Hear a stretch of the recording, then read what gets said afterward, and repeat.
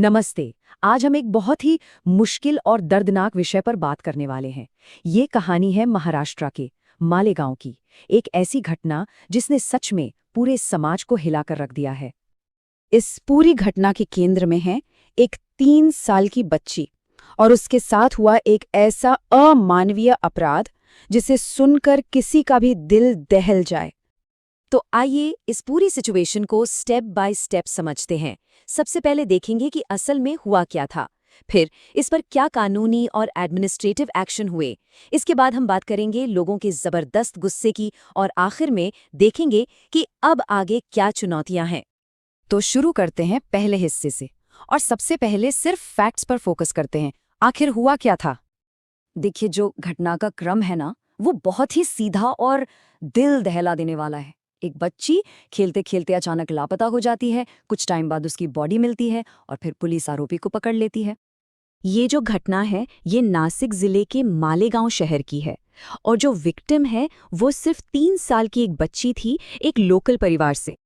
Police की जो शुरुआती जानकारी है उसके हिसाब से आरोपी एक लोकल कंस्ट्रक्शन वर्कर है। ऐसा कहा जा रहा है कि उसने बच्ची को चॉकलेट का लालच देकर अपने साथ ले गया और फिर इस भयानक अपराध को अंजाम दिया।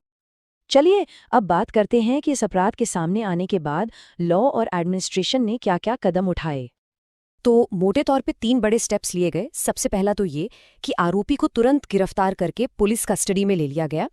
दूसरा, कोर्ट के बाहर इतना जबरदस्त प्रोटेस्ट हो रहा था कि सुनवाई वीडियो कॉन्फ्रेंसिंग के जरिए करनी पड़ी।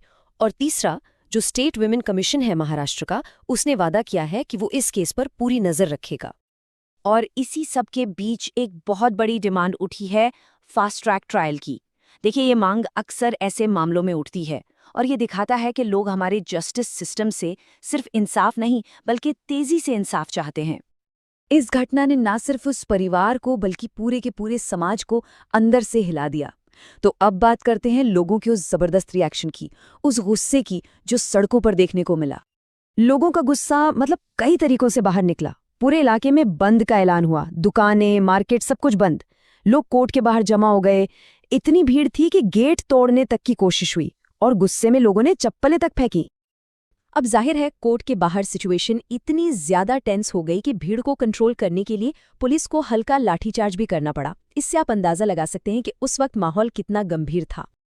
और ये जितने भी लोग प्रोटेस्ट कर रहे थे, उन सबकी भावनाओं का सार एक ही मांग में था, आरोपी को फांसी दो। और ये मांग सिर्फ सजा के लिए नहीं थी, ये एक मैसेज सेट करने के लिए थी कि आगे से कोई भी ऐसा करने की हिम्मत भी ना कर सके। तो अब थोड़ा आगे